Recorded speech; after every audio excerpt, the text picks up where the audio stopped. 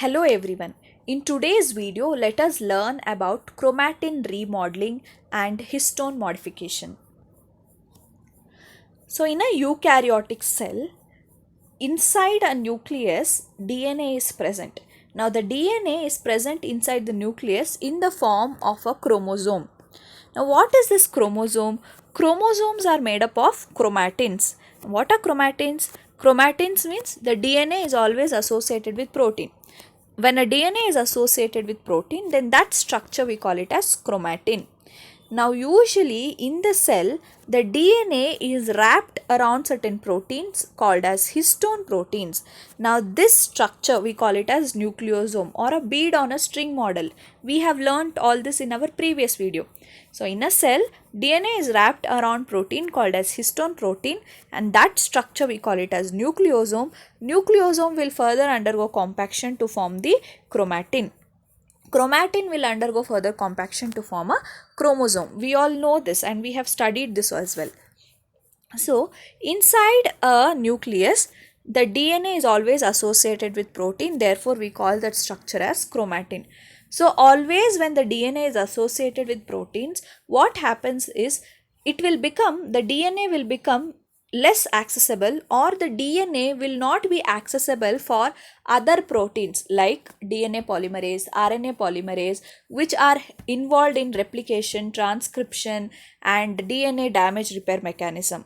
So therefore, it is important for us to remodel this chromatin so that the DNA is accessible for other proteins which are involved in other cellular functions. You can see in this image, inside a nucleus there is a chromatin present. So for this is a bundled form, this is a very compact form.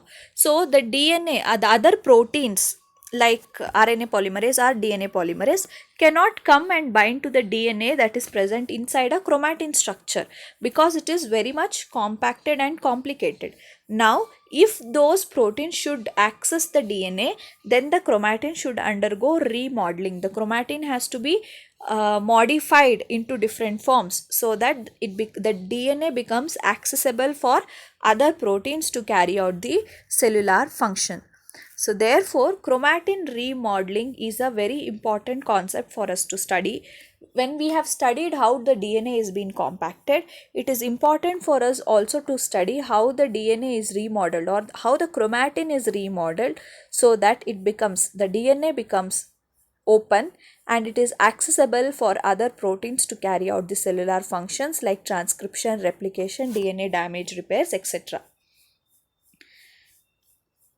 So if we take an example of expression of a gene, then we all know that in a eukaryotic cell, DNA is in the form of a chromatin. The chromatin should get loosened, or the DNA should open up for other proteins to come and bind to the DNA and for the transcription to occur. So taking an example of a transcription, here we know that expression of gene is highly regulated. It is regulated in various steps. First, the DNA is in the form of a chromatin. So what it has to get loosened. Okay. So once it get loosened, or once the DNA opens up, RNA polymerase binds to the DNA and mRNA is being formed. Once mRNA is being formed, mRNA has introns and exons and so many other things.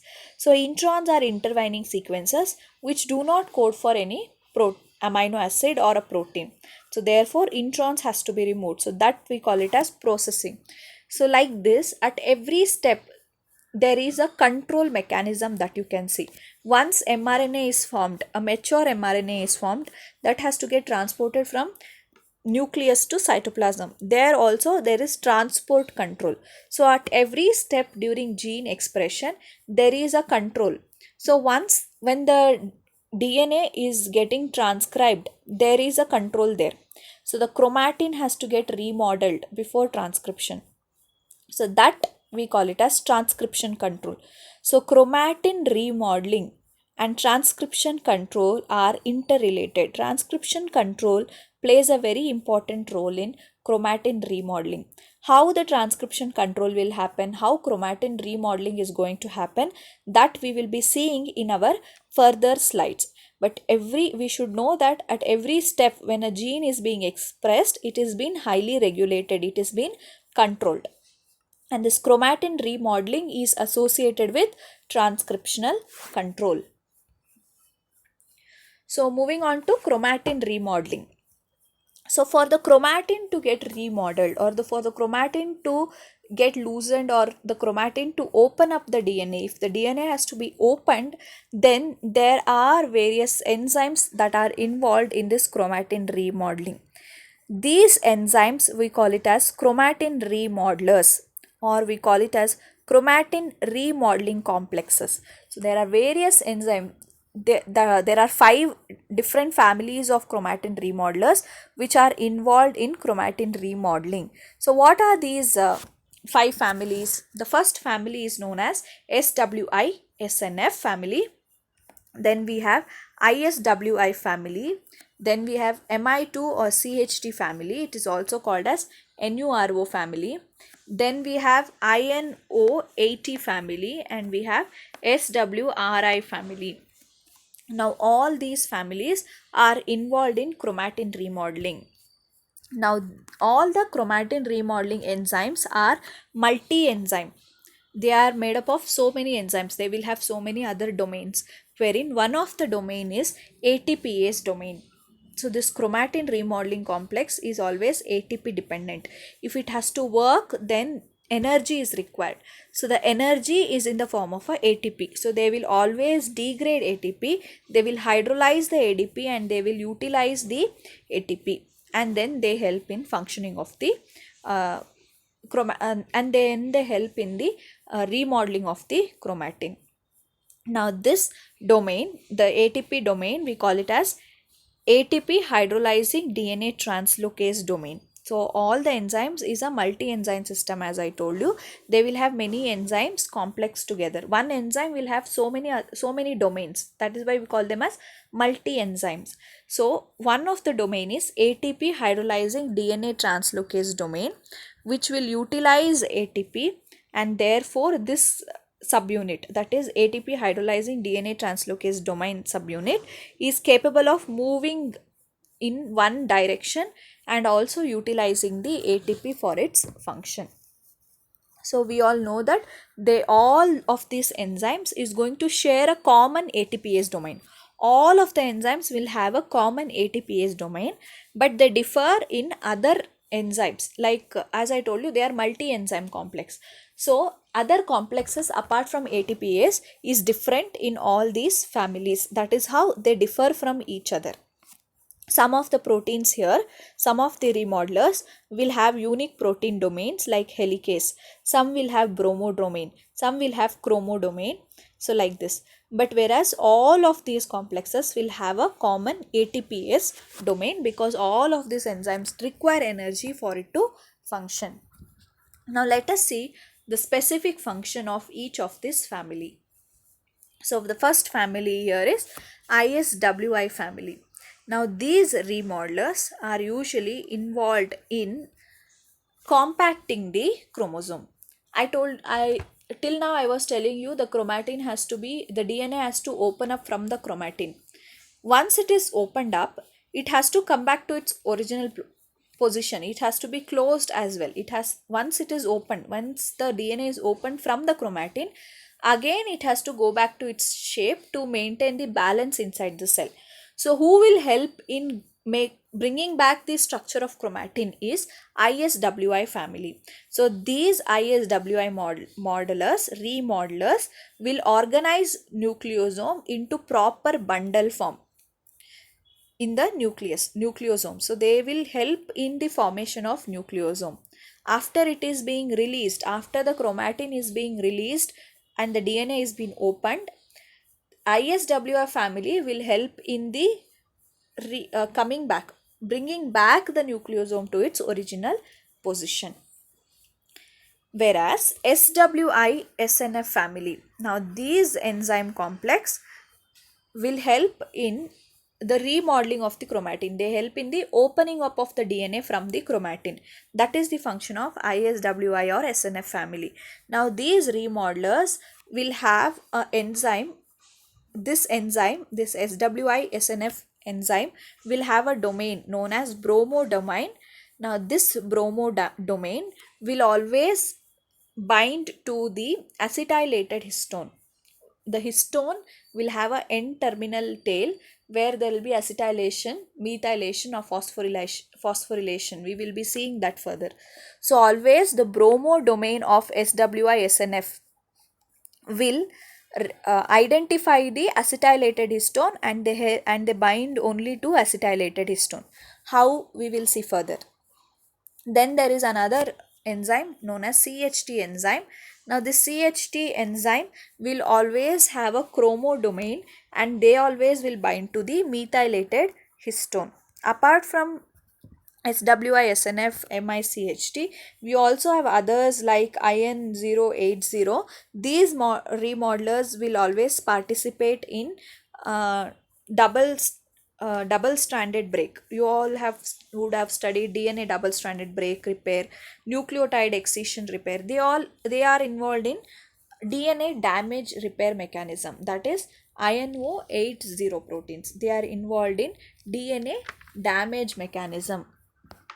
Then we have other protein like SWR1 family. Now they help in transcriptional repression.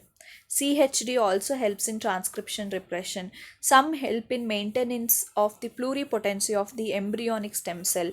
Like this, there are domains which has various functions, and these are the 5 different families of chromatin remodeling complexes. We have 5 families of chromatin remodeling complexes, and these are the 5 chromatin remodeling complexes which all, the summary of this is, all of this will have a ATPase domain, common ATPase domain, and they are multi-enzymes. So one of the domain that they share commonly is ATPase domain, and the other domains are like bromodomain, chromodomain, or helicase domain. Like this, they differ in other domains from one another.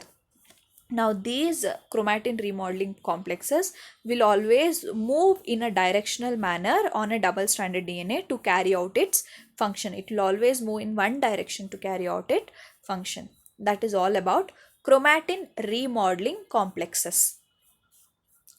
So let us see what is the mechanism of chromatin remodeling complexes. Now the first mechanism is, say for example, taking this, how they help, how the chromatin remodeling complexes help in opening the DNA or exposing the DNA for other proteins to come and bind to the DNA. That is what we will be studying. So say for example, this is a Tata box, the black region, that is a Tata box, which is a promoter region. So to the promoter region, actually the RNA polymerase will usually bind. So if it is in this form, then it is not possible. See, histone is, the DNA is wrapped around the histone. So therefore, it is not possible for the other RNA polymerase to come and bind to the promoter region. So the promoter region has to be exposed. So the first mechanism that undergoes is nucleosome sliding, wherein the nucleosome is going to slide such that the nucleosome is going to move such that the Tata box is exposed and the RNA polymerase is bound. See here, the Tata box is at this place, but here it has moved, it has slided, the nucleosome has slided such that the Tata box is exposed to the RNA polymerase. That is one of the mechanism. The second mechanism is histone is going to change. Histones are usually octamers. When a DNA is wrapped around the histone, then it is usually, histone is in the form of an octamer. We all know that H1 histone is there, which is a linker histone. H2A, H2B, H3 and H4 will form an octamer. This we have already studied in our previous videos. So what happens is, the chromatin remodeling complexes can remove H2A, H2B dimer so that the histone octamer conformation is changed. So once that is changed, they form a loop. So there is a conformational change. So the DNA forms a loop. Now see here, the Tata box is exposed. So therefore, the RNA polymerase can bind to Tata box and carry out its function. So the second mechanism is conformational change, either by removing the H2A, H2B dimer, or by forming a loop. The DNA is going to form a loop. When the histone conformation is changed, the DNA conformation also changes to form a loop. So therefore, the DNA is exposed. That is the second mechanism. The third mechanism is histones are going to get exchanged. There is replacement of the dimers. We all know there are variants of histones. So H2A, H2B, for example, H2A, H2B histone will be replaced by H2AX and H2B dimer. So H2A is replaced by an H2A variant, that is H2AX. So like this, if the histone dimers are replaced, then there is again change in the conformation of the DNA and the Tata box can be exposed. The fourth mechanism is histone itself will get, the complete histone octamer will get ejected from the DNA. It gets completely removed from the DNA so that the Tata box is exposed. So these are the four different types of mechanism that chromatin remodeling complexes will undergo for the cellular functions. Here we have taken an example of a transcription process. So these are the four different mechanism of chromatin remodeling complexes. All these mechanism we will be further studying in detail in our further slides. So chromatin remodeling chromatin remodeling complexes should always occur simultaneously with histone modification. So histone modification and chromatin remodeling complex will occur simultaneously.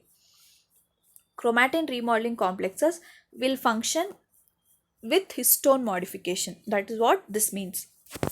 So we will see how histone modification will take place and how histone modification is going to help the chromatin remodeling complexes to open up the DNA. So what is histone modification then? We all know that histones are proteins. Now these proteins are made up of amino acid. Now histone proteins has a N-terminal tail. You can see this region and this region. All the histone proteins will have a tail region and the tail has a N-terminal region as well. So taking an example of H2A, this has a N-terminal tail. H2B also has a N-terminal tail. So these tails of the histone, here what you are seeing, C means the C terminal, N means N terminal. So N terminal tails of histones will get modified. Now these modifications are nothing but addition of phosphate group or removal of phosphate group, addition of methylene group, that is methylation. Methylation can take place or demethylation can take place. Acetyl group can be added, that is called as acetylation, or deacetylation can happen. Removal of acetyl group can take place. Ubiquination can take place. So the histone tails, to the histone tails, so many other molecules like phosphate group, methylene group, acetyl group, ubiquinin group will be added. So these are the modifications that undergo on the histone tail, N-terminal tail of the histone. So where it is added? It is actually added on the amino acids of the N-terminal tail. So you can see here, all the blue flags that you are seeing are acetylated. That means the amino acids are acetylated. So mostly acetylation occurs on the lysine residues. Lysine is an amino acid. So acetylation usually happens on the lysine residue of the N-terminal region, N-terminal histone, tail of the histone. So you can see wherever you see K is a code, genetic code for lysine. So K, wherever K is there acetylation will take place. In other regions also acetylation, on other amino acid also acetylation will take place, but usually acetylation occurs on the lysine. Then you can see there is phosphorylation. Phosphorylation will occur on serine, tyrosine and threonine residues. Methylation will occur on lysine residues. It will occur on tyrosine residues usually. Ubiquination also will take place. Ubiquination, you can see it is mostly on the C-terminal region and not on the N-terminal region.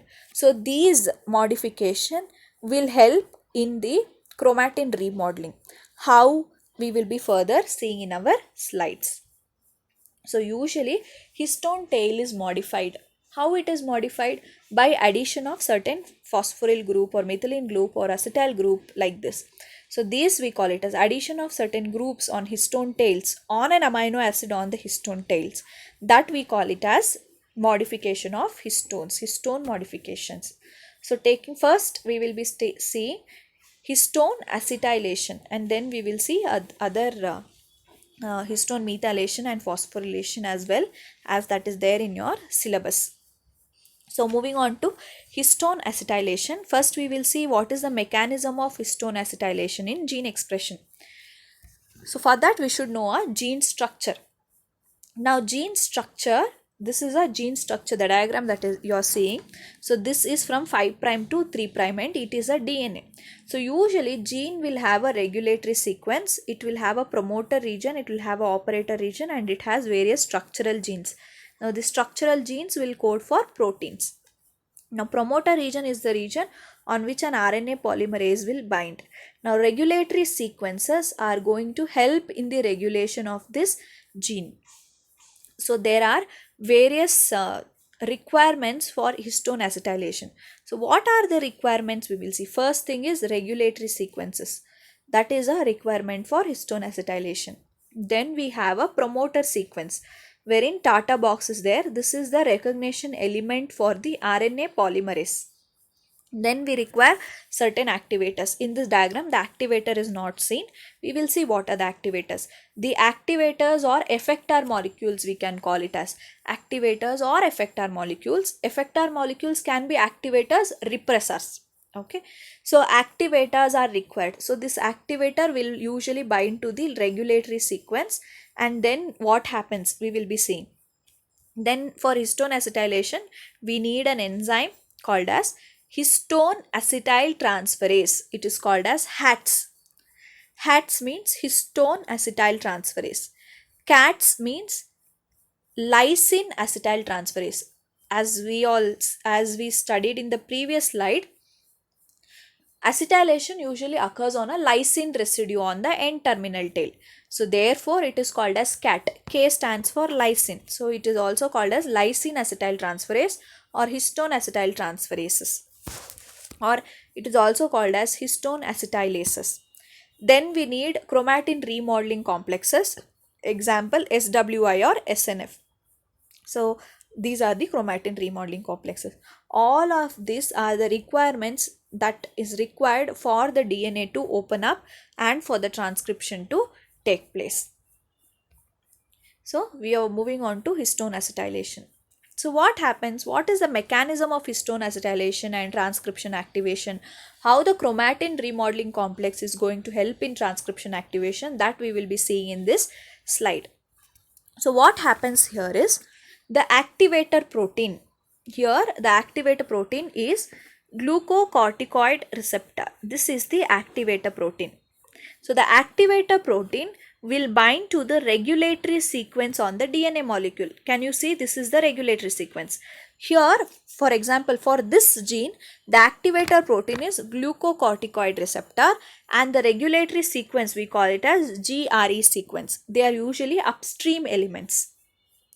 We all in generally when we are studying, we also call it as upstream regulatory element. Here we call it as glucocorticoid regulatory element.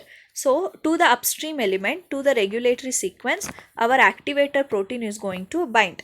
So once the activator binds to the regulatory sequence, that is GRE, here the activator is glucocorticoid receptor. So once the activator binds to the regulatory sequence, that is once the glucocorticoid receptor binds to the GRE sequence on the DNA, this binding is going to recruit the activator. Once it binds to the regulatory sequence, it recruits another protein, a co-activator protein called as CBP protein. Now the CBP protein is a protein which is a histone acetyl transferase protein. It is an HAT protein. So this histone acetyl transferase protein, as soon as it binds to the activator, what it does is it adds acetyl group to the N-terminal regions of your histone. Now the orange region that you're seeing is the histone octamer, and the brown regions that you're seeing, the lines, the brown region that you're seeing are the tails. So histone acetyltransferase, that is CBP, is going to add acetyl group to the histone tails. So once the acetyl group is added to the histone tails, the tails are going to open up. The tails are removed. The tails were actually catching the DNA. If you see here, the tails are holding the DNA. So what happens? The tail will be removed. The histone tail will open up once acetyl group is added. So we will see how acetyl group is added by histone acetyltransferases now. So this is a slide which is showing how an acetyl group is added.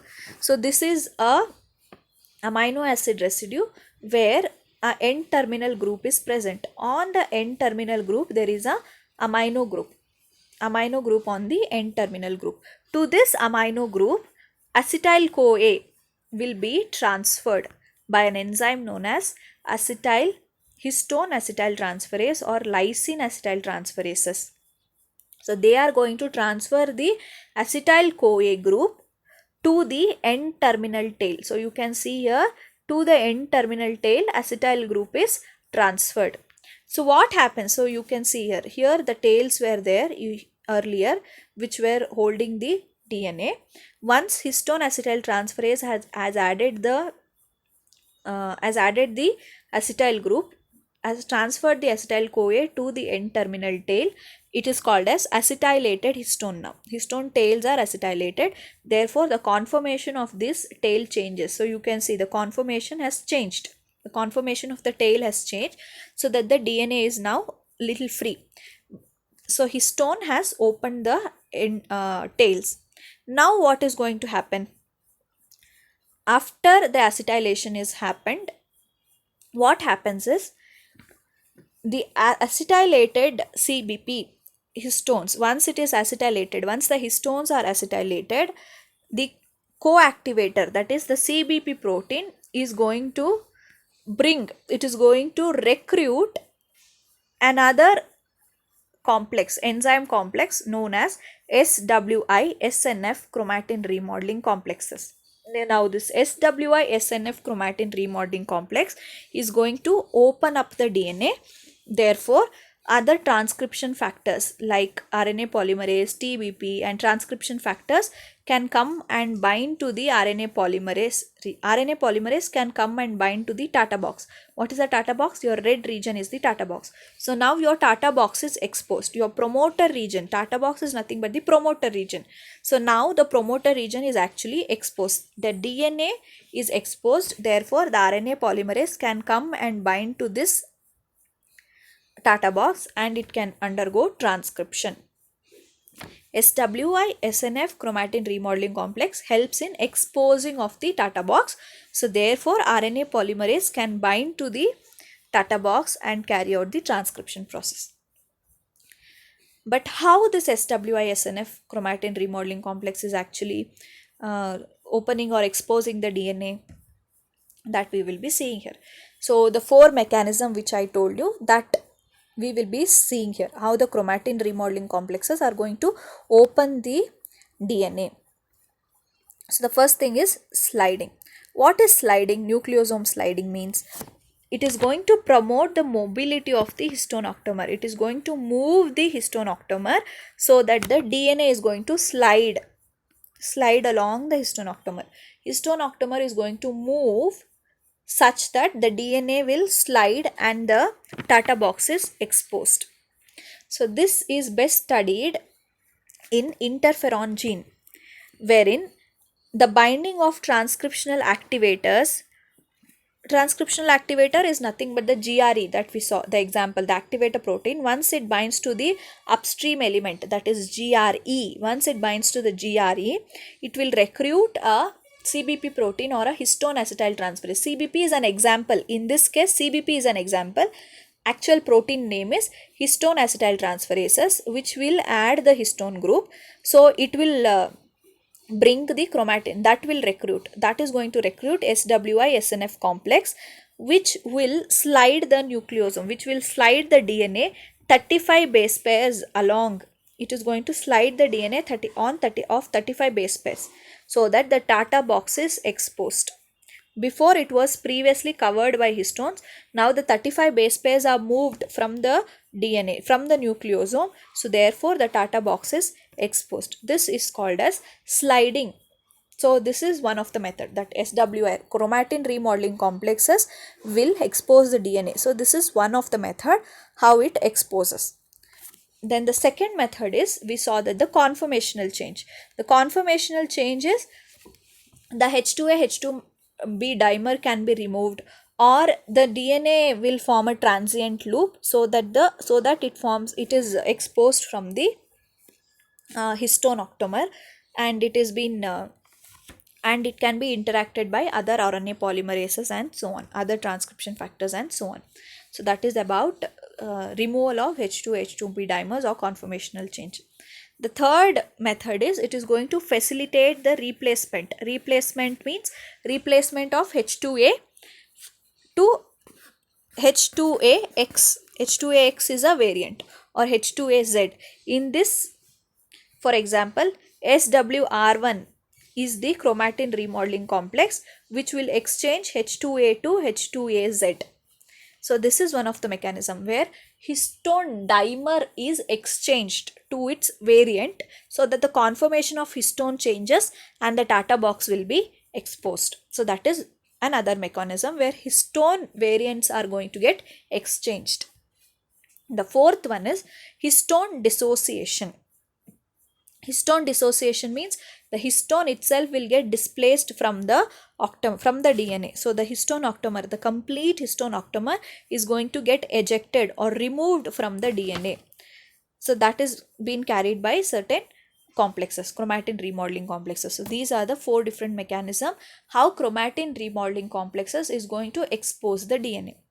I hope this is clear to you. In summary, activator will bind to upstream regulatory sequence. So this activator, once it binds to upstream regulatory sequence, it will recruit histone acetyl transferases. Histone acetyl transferases will add acetyl group to the N-terminal region of the histone. You can see it adds acetyl group to the tails of the histone. So therefore the conformation of the tail is modified, and then it will recruit chromatin remodeling complexes, which by carrying out either of these four mechanisms will help in the opening up of the DNA. So that is about DNA acetylation. So here we have seen histone acetylation, sorry, not DNA, histone. So here we have seen histone acetylation and how chromatin remodeling complex has helped the DNA to open up. Now we are moving on to the next modification, that is histone deacetylation and methylation. So moving on to histone deacetylation, here from the N-terminal tails, acetyl groups that is being added is going to get removed. So there are certain enzymes that helps in the removal of this acetyl groups. So HATs, HATS, that is histone acetyl transferases, were the enzymes which added acetyl group. There are certain enzymes which will remove the acetyl groups, and we call them as histone deacetylases, HDACs, in short form HDACs. They help in the removal of the acetyl groups. Whereas HATs were involved in transcriptional activation. Now deacetylases, histone deacetylases are involved in transcriptional repression. Once the transcription is complete, the DNA should come back to its chromatin position. The open DNA should get closed now. So that will be associated with HDACs. They are going to help in transcriptional repression. How? We will see. So for example, here also same thing is going to happen. Here, when the transcription has to get repressed, then a repressor protein is involved here. The repressor protein will bind to its regulatory sequence, Now they are going to recruit a co-repressor complex known as SMRT complex or co-rest complex. Now this co-rest complex, so you can see a repressor, this brown thing that you are seeing is a transcriptional repressor that binds to the repressor site or a silencer site. Now this will recruit, binding of this will recruit a co-repressor, that is SMRT, or we call it as co-rest. Now this protein is a co-repressor which is attached to histone deacetylases, HDAC. You can see here the co-repressor has various domains, wherein one of the domain is HDAC domain, histone deacetylases domain. So what they does is they are going to remove the acetyl group. So this was active chromatin where acetylation was there. Now once they remove the acetyl groups, what happens is they get deacetylated. The lysine residues on the tail gets deacetylated, so they will come back to its own position, Once they come back to its position, the same co-repressor has another domain which has a methyl transferases enzyme. Now they carry methyl transferases enzyme. So what methyl transferases will do? They will add methyl group to the tails. So the methyl group, once it is added, the histone tail cannot open up and the transcription will get repressed. I hope this is clear. So here the methyl group is usually added on the K9, that is lysine residue, 9th lysine residue of the histone tail. On the histone tail, amino acids will be numbered 1, 2, 3 like that, wherein the 9th lysine group is usually methylated on the histone tails. So addition of the methyl group will lead to chromatin inactivation and gene silencing. That is how histone deacetylation and methylation works together in gene silencing or transcription repression. That is about histone deacetylation and gene silencing. So here you can see histone deacetylases will remove the chromatin group, will remove the acetyl group. So they are called as histone deacetylases. They are going to remove the acetyl group so that the histone tail will come back to its original position. That is all about histone deacetylation and transcriptional repression. Histone deacetylation and methylation will happen simultaneously. The last topic is histone phosphorylation or phosphorylation. Here to the tail, again there will be various residues, amino acid residues, on which phosphate group will be added, which helps in other mechanisms. So histone phosphorylation means on the histone tail amino acid will be there, so a phosphate group will be added or a phosphate group will be removed. So addition of phosphate group is usually carried out by an enzyme known as protein kinases. Always kinases will add phosphate group, and removal will be carried out by phosphatases enzyme. Usually phosphorylation, histone phosphorylation will occur on serine, threonine and tyrosine residues. Serine, threonine and tyrosine are nothing but the amino acids that is present in the histone tail. So phosphorylation is usually involved in different mechanisms. So one of the mechanism is DNA damage repair. We will be seeing other two mechanisms as well. So one of the mechanism is DNA damage repair. So phosphorylation of H2A,